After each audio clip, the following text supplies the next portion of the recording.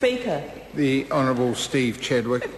Mr Speaker, I rise to support this bill and congratulate. Well, I'm amazed actually. I'm quite gobsmacked with it, but I am pleased to support the Minister who has introduced this bill, and I was very surprised to see Minister Nathan Guy being the Speaker that moved the bill. It is astonishing. This is a huge step in Parliament tonight. And sitting next to Nathan Guy was the Minister of Health, Tony Ryle. And he didn't move this, which showed us all in New Zealand that National never really wanted to move this next step. They put a junior minister up to actually introduce the bill, and I think that's terribly sad symbolically, and it will be noted by those out there.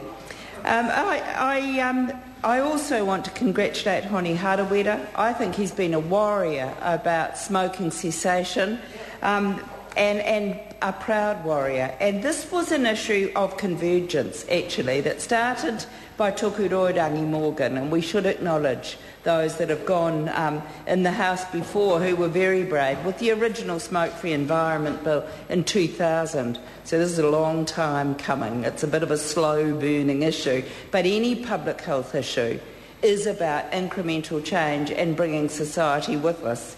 And in this issue, the convergence is that of evidence, but also public support. When Tuku Roirangi Morgan brought his bill into the House, there was only about 29% support in the country for smoke-free legislation, which was, and the whole debate was very bitter. But at the end of 2003, with the next amendment bill, which I had a part in, the support of society and the acceptance of the evidence had grown to 80%.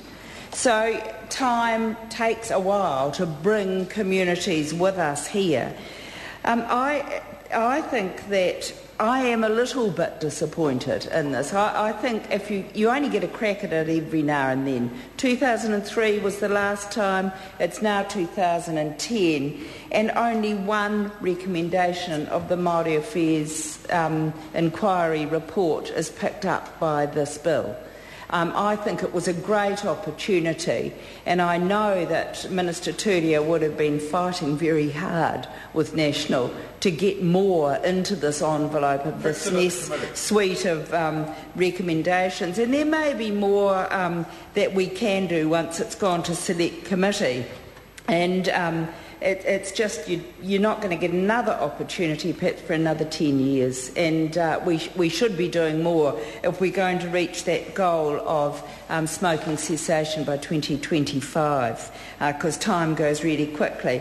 It is disappointing that I want to correct the record in the House tonight, because in question time yesterday, after having spoken for 5 minutes the day before on the inquiry report, Minister Turia said Labor did nothing about smoking cessation in their 9 years in government. And I want to acknowledge Helen Clark, who was a great leader with an understanding of public health and a champion about the impact of smoking on society and second-hand smoke, picked up, at the time I picked up the bill from Judy Keel with Annette King, who also joined with Tariana Turia, and we really got the numbers of support in Labor to push for that smoking cessation in bars and cafes and school grounds. You know, they used to smoke in school grounds and in universities and campuses.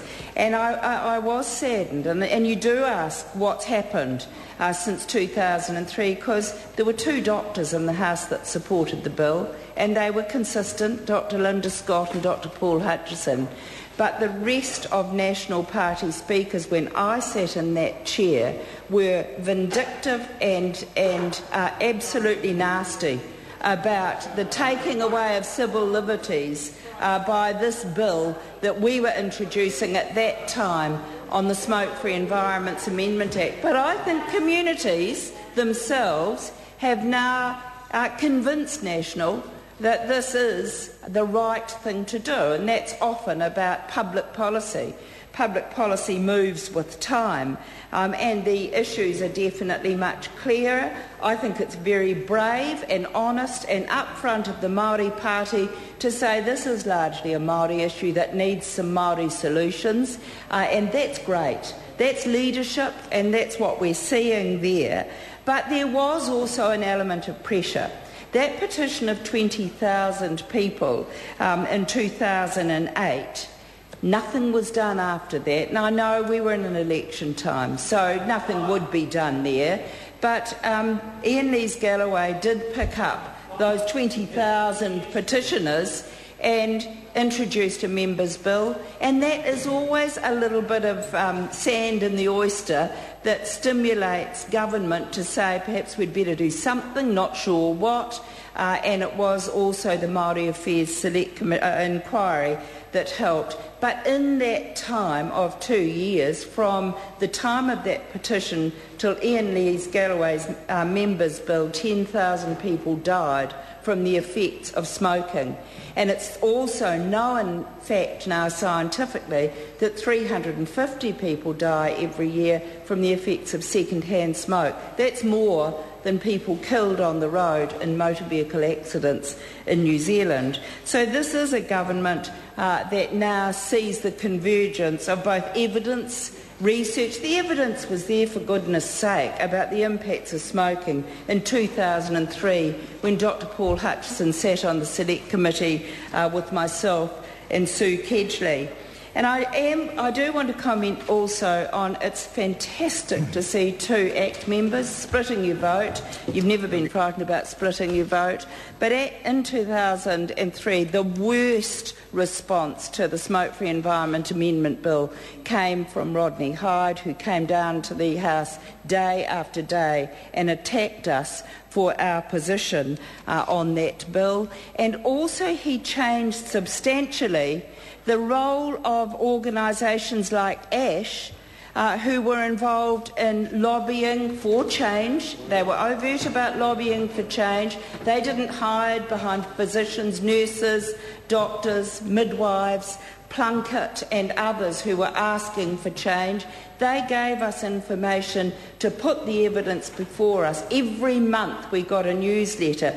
Well, Rodney Hyde changed the rules for funding through the Ministry of Health for advocacy on health issues, and organisations like ASH, who was the only organisation pulling together centrally all of the research data that we needed as politicians, lost funding.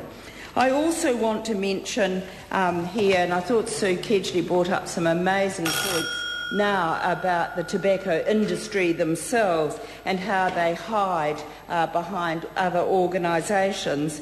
But I am saddened about one thing. I sat on the Māori Affairs Select Committee one day, and after hearing it one day, I said to Honi Harawira and also to Minister Turia, the one thing that we need to do is re-establish public health funding for smoking cessation programs. Quitline is great, patches are great, but there is nothing more effective for Māori people and others addicted to the impact of nicotine in their bodies than one-to-one coaching to keep up with quitting smoking. And national government in the 2008 budget cut $12 million from smoking cessation programs.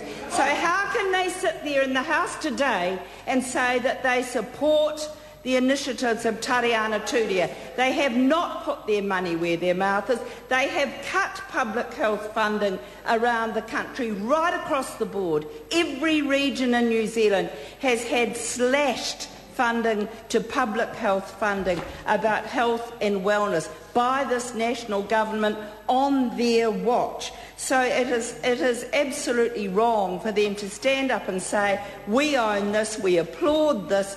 All that happened here was Minister Turia put pressure on government, which is a political reality, and they had to bow to that pressure. And I congratulate them for that. I do not congratulate National tonight for this. This is a Māori Party initiative, and this bill is a small change on yet another journey, and I think there are going to be many more issues about the Sorry to interrupt the honourable member.